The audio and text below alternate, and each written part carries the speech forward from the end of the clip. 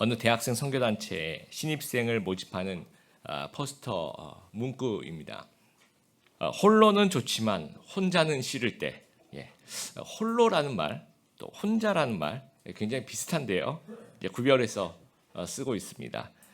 개인주의 성향이 강한 MZ 세대들에게 홀로 있는 것은 좋아하는데 그렇다고 공동체와 너무 동떨어진 혼자는 싫다는 그런 마음을 좀 담고 있는 것 같습니다.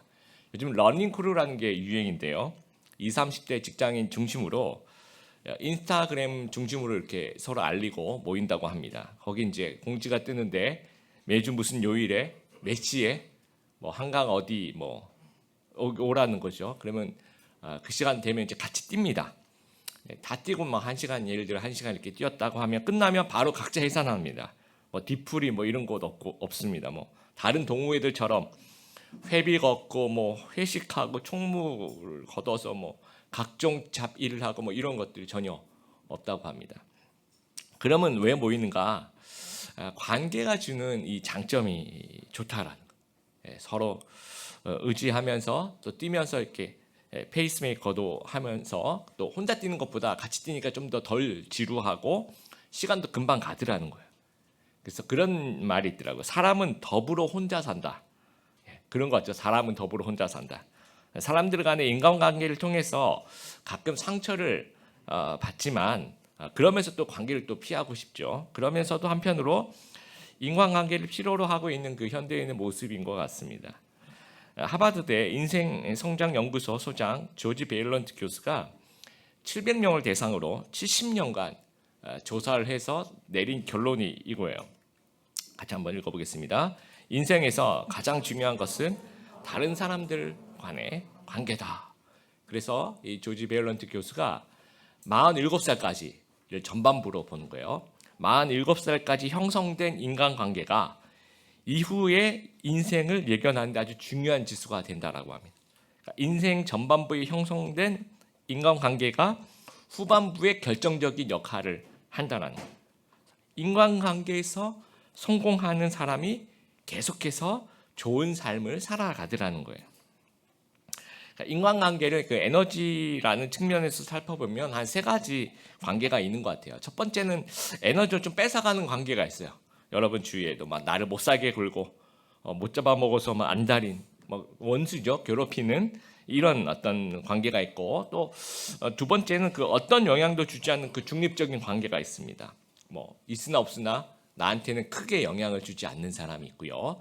세 번째가 에너지를 더해주는 관계가 있습니다. 진정한 친구, 같이 있으면 좋은, 되게 힘이 나는 지인, 좋은 지인인 거죠. 그래서 실제로 두 종류의 인간관계입니다. 나를 힘들게 하는 관계가 있고, 그다음에 나에게 기쁨을 주는 관계가 있다는 거예요. 오늘 이 다윗의 본문 가운데서 이 두 가지 관계를 모두 접하게 되는데 에너지를 뺏어가는 관계가 이제 다윗에게 있어서는 사울 왕이죠. 그리고 에너지를 더해주는 관계는 이제 요나단입니다. 그래서 이 관계도 영성이라는 거예요. 하나님의 마음에 합한 사람은 관계에 있어서도 성숙한 모습을 보여줘야 한다라는 겁니다. 그래서 다윗은 이러한 인간관계를 어떻게 다루어 가고 있는지를 우리가 좀 살펴보고요. 또 나도 내 앞에 놓인 인간관계, 또 사울왕 같은 사람, 또 요나단 같은 사람 어떻게 다루어 가야 할지를 좀 배우는 시간이 되었으면 좋겠습니다. 먼저 살펴볼 관계는 사울왕과의 그 관계입니다. 다윗이 골리앗을 쓰러뜨린 후에 바로 이제 군대 장관이 돼요. 그래서 본격적으로 여러 전투에 참가합니다. 공을 세웁니다. 그리고 승리할 때 이렇게 돌아올 때 퍼레이드를 이렇게 벌이는데 그때 이제 사울왕도 어느 정도 마중 나가서 같이 아마 들어왔던 것 같아요. 그랬더니 이제 6절의 여인들이 노래도 부르지만 이제 춤도 추고 소고라고 하는 것은 탬버린 같은 게 있었던 것 같아요. 탬버린을 막 치면서 또 6절에 보면 경쇠라고 되어 있는데 요거 이제 성경학자들끼리 과연 경쇠가 뭘까 여러 가지 이제 의견들이 있어요. 근데 작은 기타 같은 것일 것이다라는 게 아마 좀 우세한 것 같습니다. 그러니까 탬버린도 막 치면서 작은 기타 같은 것도 막 치면서 노래를 부르는 거죠. 춤도 추면서. 그 노래가 뭐냐면 7절에 이제 노래 가사가 쓰여 있죠. 사울은 천천히고 다윗은 만만이다. 이 말은 뭡니까? 사울이 죽인 사람은 한 1000명대라면 다윗이 죽인 사람은 만 명대니까 굉장히 사울보다 뛰어난 그런 전사다. 이런 얘기 들을 때 어떻게 듣느냐에 따라 조금 달라질 수 있습니다.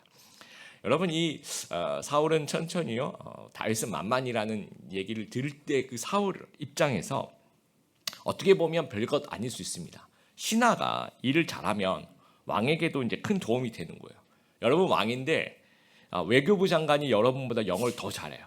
그럼 부를 수 있는 거 아니고 그래야 되는 거고 그럴 수 있는 거고 그게 뭐 큰 이상한 일도 아니고요. 국방부 장관이 나보다 싸움을 더 잘해요. 얼마든지 그래야 되고 또 그래서 더 잘하면 더 좋은 거고, 예, 그리고 그 별일 아니라고 생각할 수도 있는 거죠. 교육부 장관이 왕보다 수학을 더 잘해요. 그렇다고 해서 누가 뭐라 그럴 사람은 없지 않습니까? 그래서 어떻게 보면 그냥 넘어가도 될 일인데, 하나님의 영이 떠난 사울에게는 8절에 보세요. 이 말을 불쾌하여 심히 노하여 이르되 다윗에게 만만을 돌리고 내게는 천천만 돌리니 그가 얻을 것이 나라 말고 무엇이냐 하고. 이것이 영적으로 충만해 있는 사람에게는 같이 누릴 수 있는 축복이 될 수 있는데, 하나님의 영이 떠난 사울에게는 비교의식이 생기는 거예요. 열등감이 생기는 거고요. 시기감에 사로잡히는 것입니다. 그러면서 이제 9절을 보니까 이제 주목한지라, 주목했어요. 질투의 눈으로, 경계의 눈으로. 그래서 이제 뭐 어떻게 하려고 주목합니까? 죽여야지라는 생각이 드는 겁니다. 그래서 사울 왕이 다윗을 죽이려고 하는 시도가, 우리가 이제 18장을 일부분 읽었는데 18장과 사무엘상 19장 이 두 장에 걸쳐서 무려 6번이나 나와요. 그러니까 첫 번째와 두 번째는요, 10절 11절에 이제 또 사울이 이제 막 좀 악한 영에 이제 뭐라 그래, 좀 헛소리도 하고 상태가 안 좋아요. 그럼 늘 그랬던 듯이 다윗이 이제 수금을 타면서 찬양을 하면 좀 가라앉다가도 갑자기 다윗을 죽이려고 이제 창을 던집니다. 두 번이나 그렇게 했다라고. 두 번 다 이제 창이 빗나가는 거죠. 그리고 이제 세 번째와 네 번째는요, 딸들을 이용합니다. 17절에 이제 그런 전쟁에서 공을 세우면 사울의 딸 메랍과 결혼을 시켜 주겠다라고 얘기를 해요. 그것은 이제 자기 손 안 대고 다윗을 죽이려고 하는 거죠. 블레셋과 전쟁을 하게 만들어서 블레셋 사람의 손에 전쟁 중에 죽이려고 이제 그렇게 하는 겁니다. 그것도 실패. 그다음에 25절에 미갈이라는 딸이 또 다윗을 좋아해요. 그랬더니 이제 결혼 지참금 필요 없고 블레셋 사람의 표피를 10개를 갖고 오면 내가 결혼 지참금으로 받아줄게. 그 표피란 말이 이제 할례를 행할 때 그 잘라내는 그 살가죽을 얘기하는 겁니다. 그럼 다윗이 가서 블레셋 사람한테 가서 포피 좀 잘라주세요. 그럼 누가 잘라주겠습니까? 그렇죠? 죽여야지만 가져올 수 있는 거죠. 그러니까 100명을 죽여야지만 되는 겁니다. 그러면 그 100명 중에 한 명은 다윗을 죽일 사람이 있지 않겠는가라고 생각을 하는 거예요, 사울이. 그래서 블레셋 사람의 손으로 죽이려고 생각을 했던 거죠. 그런데 여러분, 지난 시간에 혹시 생각하시면 골리앗을 죽이면 포상을 주겠다 그랬죠. 기억나십니까? 3가지. 첫 번째 혹시 기억나세요? 사위를 삼겠다. 두 번째, 큰 재물을 주겠다. 세 번째, 세금을 감면하겠다. 그런데 그러면 공을 세우고 결혼 지참금을 준비하고 그런 것 전혀 없이 그 약속을 지키려면 바로 그냥 다윗을 사위로 삼아야 되는 거잖아요. 근데 사울은 그걸 싹 약속을 어기는 거죠. 조건을 거는 겁니다. 아주 치사한 모습을 보여주고 있는 거예요. 그리고 5번째 시도는 19장에 보면 또 이제 3번째 다윗에게 창을 던져요. 그리고 이제 도피를 이제는 진짜 나를 죽이려고 하는구나라고 생각을 하게 됩니다. 그래서 이제 6번째는요, 다윗이 이제 사울이 다윗의 집으로 암살단을 보내요. 그래서 이제 미갈이 좀 도와주죠, 아내 미갈이. 그러면서 사위를 암살하려고 하는 거죠.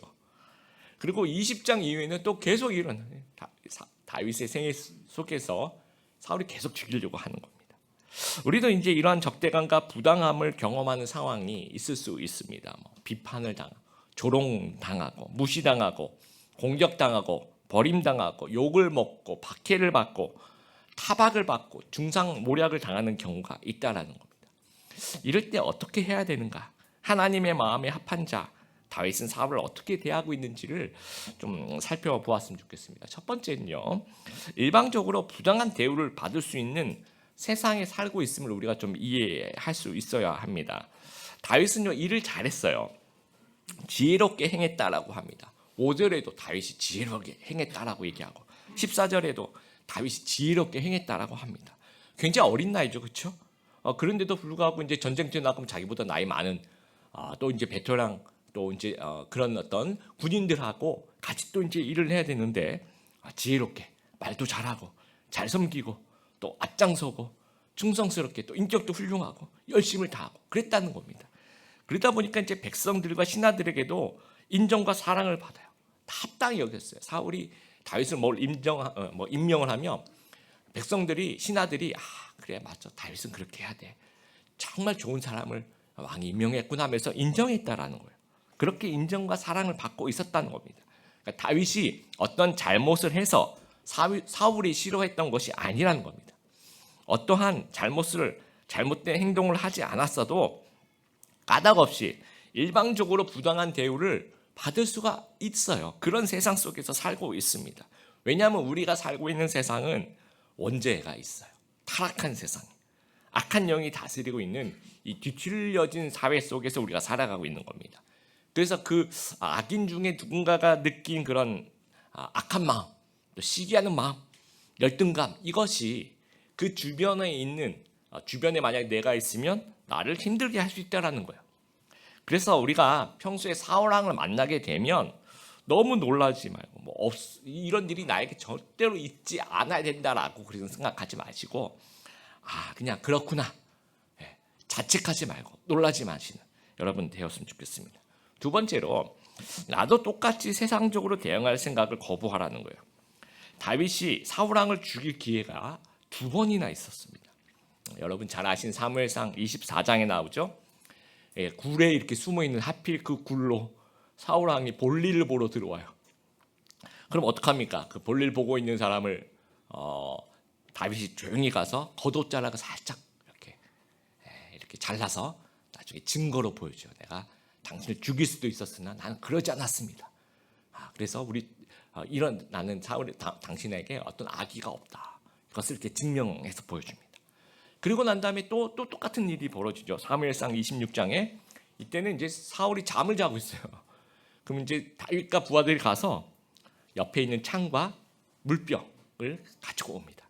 그래서 이걸 보여줍니다. 나중에 내가 얼마든지 당신을 죽일 수 있었으나 그렇지 않았습니다라고 보여줘요. 우리가 이제 세상에서 이 복수의 과정이 좀 이런 거예요. 우리가 어떤 상처를 받잖아요. 그러면 이제 그런 가운데서 상대가 어떤 상황 속에 처하는 우연한 기회를 보게 됩니다. 그러면 타락한 본성에 따른 행동을 하게 되는 거예요. 이런 겁니다. 내가 너무 싫은 상사가 있어요. 근데 마침 나에게 커피 심부름을 시키는 거예요. 그래서 내가 그 커피를 이렇게 열어서 침을 뱉거나 아니면 여러 가지 이렇게 것들을 이렇게 같이 넣어서 이렇게 자연스럽게 이거는 하나님이 주신 기회야. 왜 하필이면 나에게 심부름을 시켰을까? 할렐루야를 외치면서 이게 갖다 준다라는 거죠. 이것이 이제 어떤 기회를 만나면 우리가 타락한 본성이 그걸 합리화하는 경향이 있다라는 겁니다. 출애굽기 23장에 이런 얘기가 있어요. 원수가 있는데 마침 내가 길을 걸어가고 있는데 원수의 소와 나귀가 길을 잃고 헤매고 있어요. 와 여러분 진짜 아무도 없어요 주위에. 그리고 정말 싫은 원수인데 원수의 소와 나귀가 막 길을 잃고 헤매고 있으니까 여러분 어떤 생각이 들어요? 이건 하나님이 주신 기회다. 잡아먹거나 아니면 그 집과 아주 멀리 있는 방향으로 이렇게 갈 수 있도록 이렇게 엉덩이를 떠밀린다든지 아니면 하여튼 여러 가지 그 소심한 복수를 할 수 있겠죠. 근데 출애굽기 23장에 보면 뭐라고 얘기하냐면요. 그러지 말고 그에게 끌어다 주어라라고 이야기를 합니다. 참 어려운 말씀이에요. 정말 어떻게 그럴 수 있을까? 그런데 하나님이 원하시는 것은 성도가 본성에 따라 행동하지 말라라는 거예요. 그럼 성도는 무엇에 따라 행동해야 됩니까? 하나님의 말씀에 따라 행동하고 하나님의 성품에 맞춰서 행동하고 진리에 따라서 행동하기를 원하시는 거예요. 그러니까 하나님은 하나님의 백성이 뭔가 이렇게 막 본성과 이렇게 함께 가는 그런 어떤 그런 백성들이 아니라 그걸 좀 뛰어넘기를 원하시는 거죠. 그래서 그 원수에게 끌어다 줄 수 있는 그런 사람이 되기를 원하신다. 그래서 다윗은 사울이 나에게 했던 대로 내가 똑같이 해줄 거야. 본성대로 상황에 맞게 그러지 않았다는 겁니다. 진리에 맞게 이 상황에서 진리가 무엇일까? 이 상황에서 하나님이 무엇을 원하실까를 생각하며 행동했다라는 겁니다. 세 번째로 세상의 압력 속에서도 성도의 온전한 모습이 변형되어서는 안 됩니다. 다이아몬드가 있죠. 그런데 이제 다이아몬드 비슷하게 가짜 다이아몬드를 이제 유리와 석영이라든지 이런 것들로 가공을 해서 만들 수가 있대요. 근데 우리 같이 좀 일반인들에게는 이게 눈으로 봐서는 좀 구별하기 힘들다라고 합니다. 그래서 여러 가지 가짜와 진짜를 구별할 수 있는 구별법이 있는데 그 중에서 가장 간단한 것이 이런 거래요. 이거를 이제 라이터로 30초 정도 유리 이게 진짜인지 가짜인지 모르니까 일단 막 가열을 하는 거죠. 한 30초 정도 빨갛게 아주 가열이 되겠죠. 그럼 가열이 끝나자마자 바로 찬물에 딱 떨어뜨려 보는 거예요. 그러면 이제 불을 붙였을 때는 아주 급격한 팽창이 일어나다가 그 다음에 찬물에 들어가면 급격한 수축이 일어나는 거죠. 그래서 가짜들은요 다 부서져 버린대요. 불을 붙이고 또 찬물에 들어가는 그 온도 변화 때문에 뭐 유리로 만든 거, 석영으로 만든 가짜 다이아몬드는 진짜 이렇게 부서져 버린대요. 그러면 목사님 이게 진짜면 어떡합니까? 진짜는 불을 가해도 물에 떨어뜨려도 흠집 하나 없어. 진짜 다이아몬드는 높은 압력에도 변형되지 않는다는 거예요. 성숙한 영성의 사람들은요, 이 높은 관계의 압력을 받게 되더라도 성도의 모습이 변형되지 않는다라는 겁니다. 그러니까 자신을 죽이려고 하는 사울왕의 그 압력이 있어요. 근데 다윗은 변형되지 않더라는 거죠. 미국 해병대에 이런 얘기가 있다고 합니다. 내가 사람에게 경례하는 것이 아니고 계급에 대해서 경의를 표하는 것이다. 그러니까 자기가 이제 되게 싫어하는 장교가 있더라도 내가 사람에게 경례하는 것이 아니고 이 계급에 대해서 경의를 표하는 것이다. 이렇게 얘기를 합니다.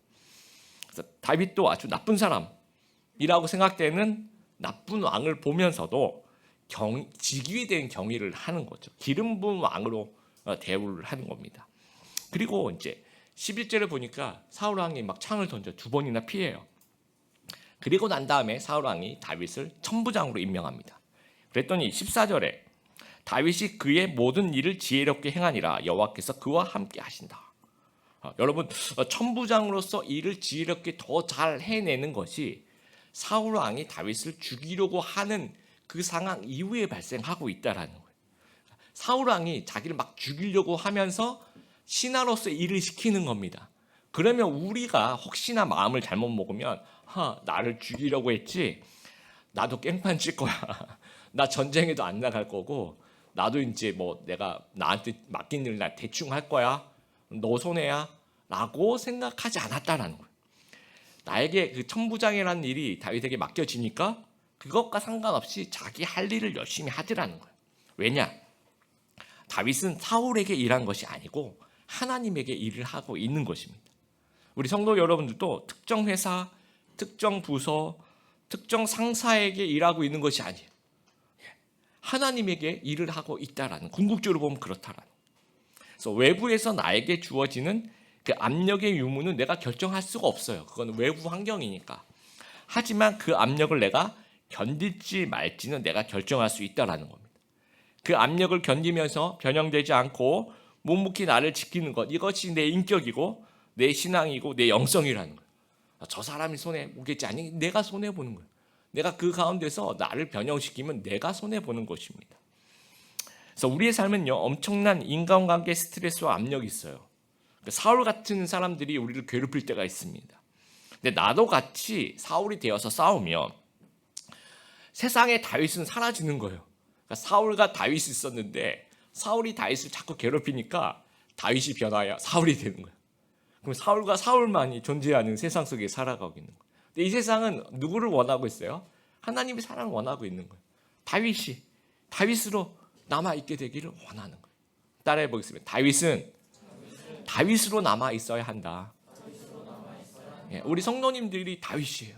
그래서 사울이 되지 말고 다윗으로 좀 존재할 수 있는 여러분들 되었으면 좋겠습니다. 그래서 변형되지 말고 묵묵히 내 할 일 다 하고 내 도리 다 하고 또 내 인격 지키고 내 신앙 지키고 내 영성 지킬 수 있는 우리 귀한 성도님들 되시길 바랍니다. 네 번째로 나만의 시편을 쓰자라는 거예요. 여러분 제가 이제 말씀을 묵상하면서 여러 번 읽어봤더니 이제 사울 왕이 이제 창을 막 던지잖아요. 근데 이제 창이 날라오면서 이제 제 상상은 창이 탁 날라오면서 다윗이 이렇게 서 있는데 하나님이 창을 이렇게 3쿠션으로 톡 쳐서 이 옆으로 탁 비껴나가게 하시고, 아니면 창이 이게 똑바로 날라오는데 또 하나님이 훅 이렇게 해서 창을 옆으로 탁 비껴나가게 하시고, 세 번째도 창이 딱 날라오는데 갑자기 중력을 거슬러서 땅에 딱 떨어지게 만들거나 그렇게 하시지 않으셨더라고요. 어떻게 했냐, 내가 11절 자세히 여러분 읽어보시면 다윗이 피합니다. 창이 날라오면 다윗이 그걸 보고 피해요. 한 번. 두 번째로 날라와요. 또 내가 피해요. 두 번째. 또 19장이 한참 시간이 지난 다음에 세 번째로 또 창을 던져요.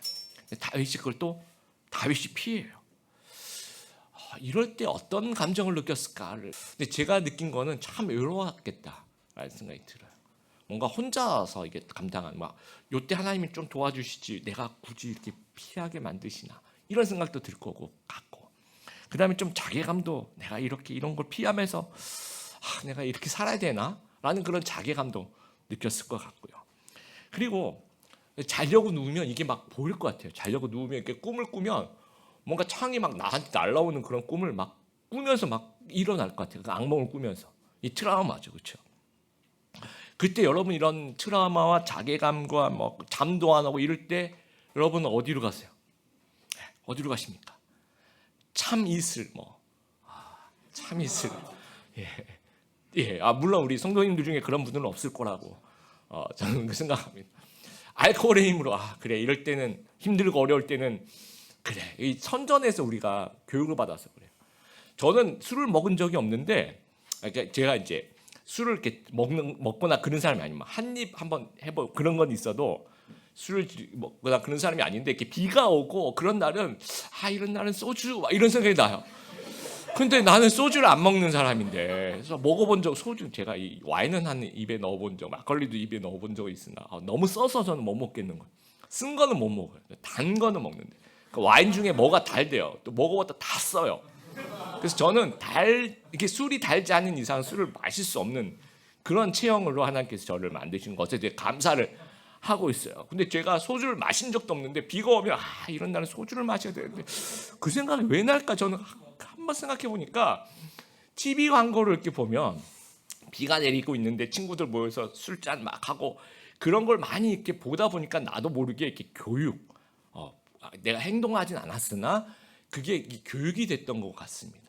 그래서 우리도 뭔가 이렇게 막 창이 날라오고 막 이러면 알코올의 힘을 빌려야 될 것 같고, 아니면 친구들 만나서 좀 어디로, 아니면 여행을 가야 되고 도피성 무엇을 좀 해야 할 것 같은 생각이 들고 실제로 그렇게 도피를 한다라는 거예요.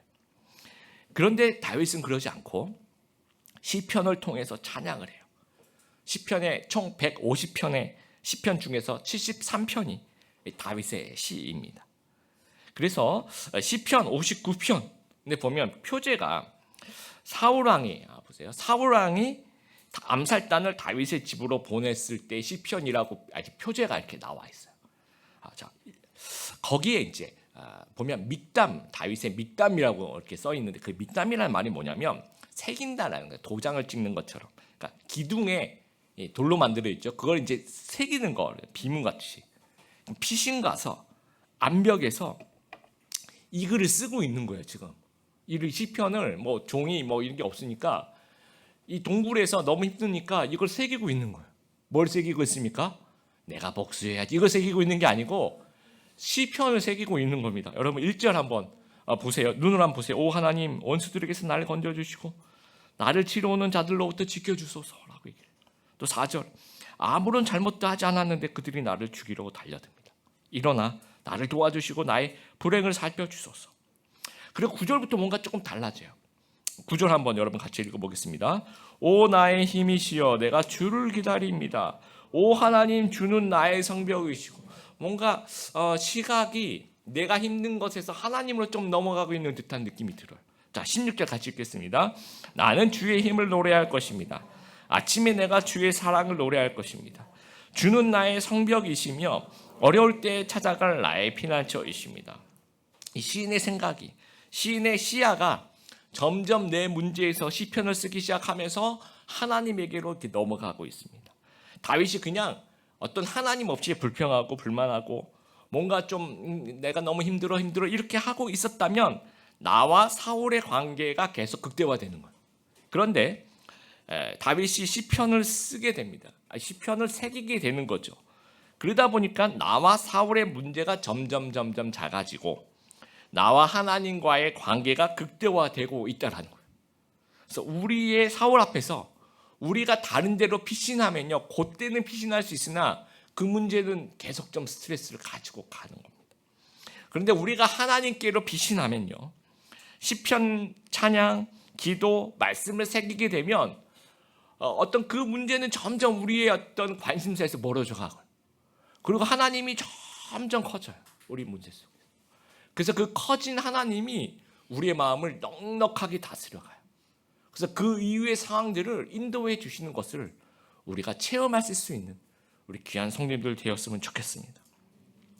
여러분, 원양어선을 타면요, 그 물고기를 이제 얼려서 냉동으로 가져올 수도 있고, 아니면 좀 살아있는 상태로 활어로 좀 가져오려고 한다면 거기다 이제 메기 한두 마리를 어장에 풀어놓는데요. 그러니까 메기가 이제 물고기를 이제 먹어봤자 이렇게 많이 못 먹는, 한 마리 뭐 이렇게 정도 먹으면 나머지는 안 먹히려고 막 도망다니다 보니까 이제 아주 싱싱하게 오랫동안 보관되어서 돌아오더란 얘기예요. 제가 이제 언젠가 이런 얘기를 하니까 어떤 성도님이 저한테 와서, 목사님, 제가 목사님의 메기가 되어 드릴게요 라고 얘기를 하더라고요. 농담이신데요. 예. 뭐 여러분들까지 그럴 필요는 없을 거라고, 이미 충분합니다. 그래서 하나님이 일부러 사울 같은 사람을 만들어서 여러분에게 뭐 매기로 쓰시려고 일부러 여러분 곁에 막 두시고 그러시진 않을 거라 생각해요. 전 하나님 그런 분 아니시라고 생각합니다. 근데 타락한 세상이 이 사울을 막 양산해 내는 거예요. 그래서 이제 우리 주위에 그게 있는 거죠. 근데 이럴 때 우리의 어떤 관계 영성이 필요할 때는 이제 우리의 관계라는 영성이 필요할 때 이때라는 겁니다. 그러니까 다윗이 보여준 그 어려운 관계를 대하는 그 영성, 우리도 이런 관계 영성으로 무장되어야 된다라는 거예요. 그래서 이런 다윗의 관계 영성으로 우리가 이제 깨어 있으면 사울은 적이 아니라 매기가 될 수 있는 거죠. 사울이 변하여 매기가 되는 거죠. 그러니까 합력하여 선을 이루는 그 과정을 우리가 좀 기억하게 되길 바랍니다. 근데 다윗이 마주치는 관계가 사울랑만 있는 게 아니에요. 요나단도 있습니다, 여러분. 아무리 힘들 때도 우리는 요나단을 만나요. 3절에 요나단은 다윗을 자기 생명같이 사랑하여 자기 목숨처럼 사랑해주는 요나단이 있다라는 거예요. 요나단 진정한 우리 편이죠. 참된 친구의 모습을 보여주는데, 진짜 친구 요나단의 모습 4가지가 나오고 있습니다. 첫째는 자기 희생입니다. 여러분, 4절을 보니까 요나단이 자기가 입었던 겉옷을 다윗에게 주고요, 자기 군복, 칼, 활과 띠도 다 줘요. 여러분, 겉옷은 그 이스라엘 사람들에게 정체성과 같은 겁니다. 겉옷은 정말 자기가 존경하는 스승님에게 이렇게 펼치는 뭐 그런 거예요. 근데 그 겉옷을 줘요. 그리고 갑옷을 주고요, 칼을 주는 거, 이거 대단한 겁니다. 여러분, 그 당시에는 본격적인 철기 문화가 아니에요. 그래서 제대로 된 칼을 갖고 있는 사람은 많지가 않습니다. 그런데 그러면 그 나라에서 칼은 굉장히 귀한 건데 요나단이 그것을 다윗에게 줘요. 아주 소중한 것을 아낌없이 주는, 그것이 친구라는 거예요. 그리고 다윗의 진짜 라이벌은 사울이 아닙니다. 여러분, 진짜 그 다윗의 진짜 라이벌은 요나단인 거예요. 그 사울 왕 다음 왕의 이 요나단하고 그 계열들이 다윗 그 나이대잖아요. 그렇죠? 그러면 요나단 입장에서 보면 어쩌면 가장 손해를 많이 볼 사람이 자기일 수도 있다라는 거죠. 그럼에도 불구하고 그런 거 생각하지 않고 자신의 미래를 내어놓고 23장 사무엘상 23장에 보면 다윗에게 네가 다음에 왕이 될 거라고 얘기해요. 나는 그 다음에 할게 하면서 그런 얘기를 하게 됩니다. 뭐 질투라든지 시기라든지 열등감 이런 전혀 그런 것 모습을 찾아볼 수가 없습니다. 아주 순수한 우정의 모습을 보여주고 있는 거예요. 그리고 이제 변호를 합니다. 변호의 반대말은 뭐 여러 가지가 있겠지만 저는 중상모략과 흠집을 잡는 것이라고 생각해요. 아버지 앞에서 막 아버지가 죽이려고 하니까 그걸 막았어요. 그 다윗을 막 변호합니다. 19장에서도 변호하고 다윗이 정말 그런 사람이 아니다. 아버지 오해하고 계신다고 죽이지 말아달라고. 그리고 20장에도 너무 그렇게 하니까 사울 왕이 그 요나단한테도 창을 던져요. 그 정도로 열심히 변호를 하고 있습니다.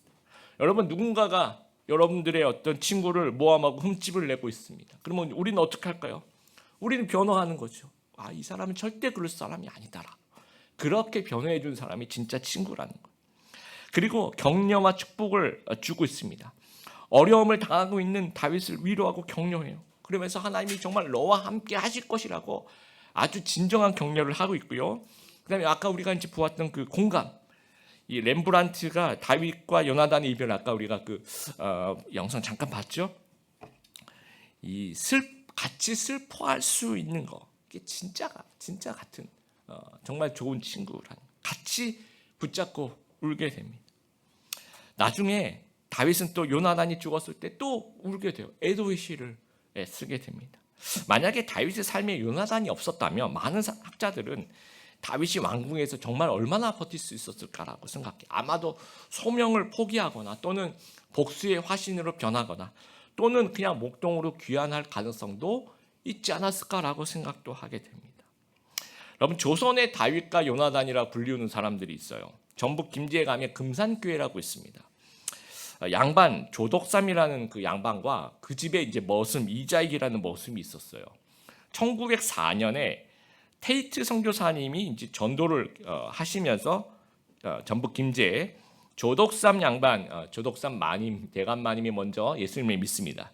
그래서 그 집에 있던 머슴인 또 이제 마부죠. 그 대감 마님이 말을 타면 말을 이렇게 붙잡고 가는 그 마부 이자익을 전도를 해요. 근데 이자익이라는 사람이 다윗과 같이 그렇게 탁월한 분이었다고 해요. 정말 탁월한 사역자. 정말 집안이 가난해서 남의 집 머슴 살고 있었지. 정말 그 예수님 믿고 열심을 내고 영성도 탁월하고 막 성경도 너무 열심히 읽고 복음 전하고 거의 뭐 정말 목사님 같은 그런 탁월한 그런 모습을 보여줬대요. 그래서 몇 년 뒤에 이제 1907년 장로 투표를 하는데 딱 한 명을 투표를 하는데 양반인 조덕삼과 머슴 이자익이 후보로 올라가게 된 거예요. 근데 누가 뽑혔을 것 같습니까? 머슴 이자익이 당선이 됐어요. 조덕삼은 천천히요, 이자익은 만만히요, 뭐 이렇게 된 거죠. 그럼에도 불구하고 그러면 조덕삼이 집에서 쫓아내거나 뭐 그러지 않고 진심으로 축하해주고 격려해주고 오히려 더 서포팅을 하기 시작합니다. 그래서 나중에 이제 조덕삼도 나중에 장로가 돼요. 그리고 같이 장로로서 섬기다가 이제 이 우리 금산교회 목사님이 필요한 거예요. 그래서 조덕삼 장로님이 이 이자익 장로님을 이제 신학교를 보내서 모든 뭐 하여튼 후원을 다 해줘. 공부 다 시켜가지고 그리고 공부 끝나니까 이제 교회로 다시 또 모셔오는 겁니다. 1915년 2대 목사로 이자익 목사님이 부임을 하셔서 머슴 출신의 이자익 목사님이 당회장 목사님이 되시고 또 자기 정말 대감마님이셨던 이 조덕삼은 장로로서 같이 힘을 합쳐서 정말 아름다운 동행을 이뤄간 한국 기독교의 자랑거리, 이 다윗과 요나단의 모습을 보여준 정말 아름다운 모습이 있다라는 거예요. 여러분 우리는 요나단이 필요해요. 그리고 누군가의 요나단이 되어 주어야 합니다. 우리 이제 일부 예배는 우리 남편과 아내분들 많이 오셨는데 영국 조사에 이런 것이 있습니다. 정신적으로 어른이 되는 평균 나이가 남자가 43세쯤 돼야 된다. 근데 여자는 32세예요. 이 차이가 부부싸움을 이뤄내고 있는 것 같습니다. 근데 어떤 목사님이 그런 얘기를 하더라고요. 한국 남성의 평균 연령은 6세다라고 이제 얘기를 하는데 우리 성도님들은 안 그럴 거라 생각하지만 이제 저 개인으로 보면 맞다 이렇게 생각합니다. 여러분 아까 그 렘브란트의 그림 보면 누가 더 조금 더 성숙하게 그려졌어요? 요나단을 조금 더 실제로 요나단의 나이가 많아요. 큰형이에요. 요나단 왕자고. 그러니까 좀 요나단이 다윗을 이렇게 보호해 주는 거예요. 동생, 목동 다윗을 왕자가. 그래서 우리 여자 집사님들 제가 볼 때는 요나단이다 이렇게 생각을 합니다. 그래서 이 정신 연령 6세. 그래서 철이 언제 듣냐면 죽기 전에 남자들은 철이 들면 죽는다 뭐 그런 얘기가 있죠. 물론 여러분들은 안 그럴 거라서 저는 좀 그런 것 같습니다. 이렇게 얘기를 해야 됩니다. 제가 또 이렇게 그래서 이 남편과 아내가 이렇게 서로에게 사울이 되지 말고, 그렇죠? 이게 종이 한 장 차이입니다. 이게 서로 사울이 될 수 있는 절대로 사울이 되지 말고 서로에게 요나단이 되어 주시고 다윗이 되어 주시고 그런 어떤 아름다운 다윗과 요나단의 모습을 가정에서도 펼쳐주시는 우리 귀한 성도님들 되길 바랍니다.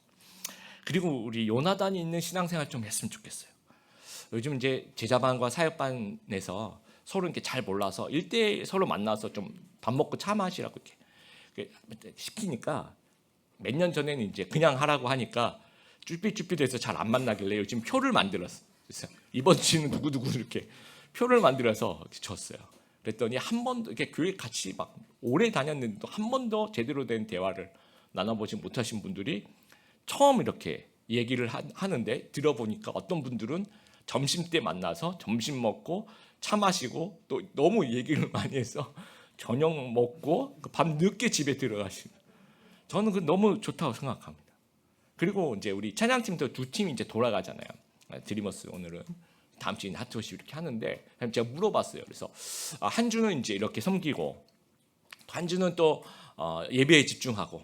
그래서 둘 중에 어느 때가 더 예배가 집중이 되느냐 제가 이제 물어봤습니다. 물론 사람마다 다 다르겠지만 공통적으로 뭐라고 대답하시냐면 섬길 때 조금 더 예배에 더 집중하게 된다는 얘기를 해요. 왜냐하면 그 시간을 아주 일찍 와서 준비하고 1부도 섬기고 2부도 섬기고 그럼 시간을 아주 많이 투자하는 거잖아요. 그럼 체력적으로 더 힘들어요. 그럼 경제학적으로 생각하면 이거는 좀 뭐라 그럴까요? 좀 최소 투입에 최대 뭘 만들어내야 되는데 너무 많이 투입이 된다라고 생각할 수도 있다라는 거죠.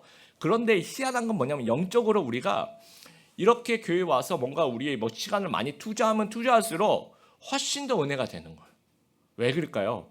우리 요나단들하고 같이 시간을 많이 보내기 때문에. 우리 이제 사역반 하시는 우리 사역팀을 하시는 분들 이렇게 보면 특히 제가 뭐 어디라고 얘기하지 않지만 뭐 멀티미디어 팀 이런 데 보면 점심 식사 뭘 할 것인가 이게 일주일 내내 화제예요. 이번 주에 가서 점심에 뭐 먹자고 하지. 그래서 정말 맛있는 것을 이 명동과 이 충무로에서 찾아내서 거기를 우르르 가서 먹고 물론 이분들의 그 마음의 중심 예수 그리스도가 있죠.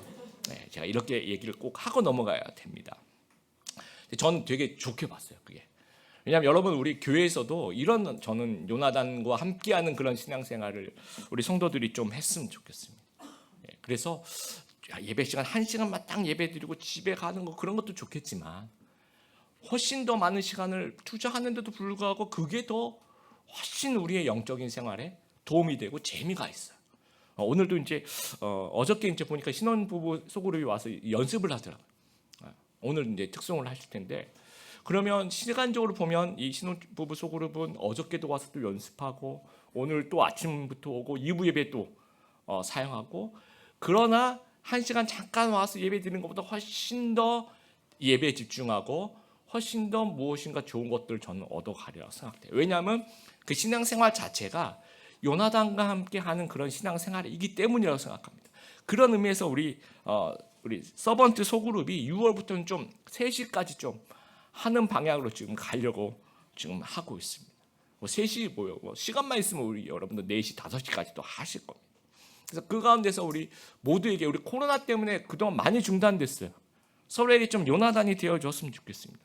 예배 끝나고 서울 끝나고 그냥 집에 가실 수도 있지만 또 한두 가정 여러분 가정으로 좀 초청해서 집에 가서 우리 커피 한 잔 마시고 가자라고 해서 또 얘기도 같이 하실 수 있고 같이 어떤 시간들을 많이 좀 나눌 수 있는 그런 어떤 튼튼한 줄로 엮여서 공동체를 형성할 수 있는 그런 귀한 하나님의 백성들 되시길 바랍니다. 말씀을 좀 마무리합니다. 여러분 다윗의 생활 반경 아주 가까이에 사울과 요나단이 존재해요. 우리의 생활 반경 아주 가까이에 또 사울도 있고 요나단도 존재합니다. 이 두 관계에서 진짜 우리의 영성이 드러나게 되는 겁니다. 그래서 관계를 우리가 피하고 싶어요. 왜냐하면 나는 은둔형 크리스찬 되고 싶어. 그러나 그게 진정한 영성이 아니더라는 거죠. 사람에게 받은 상처는 사람에게 치유되어야 합니다. 그렇다고 또 이 관계가 과잉되는 것도 저는 그렇게 원치 않지만 관계가 너무 없는 것도 문제가 될 수 있는 겁니다. 그래서 관계가 영성이라는 것, 우리에게 적대적인 사람들과의 까다로운 관계 속에서도 성숙한 모습을 보일 수 있는 우리 성도님들 되시길 바라고, 우리의 요나단과 깊은 영적인 우정을 나누는 귀한 우리 드림의 교회 성도님들 다 되시기를 주님의 이름으로 축복합니다.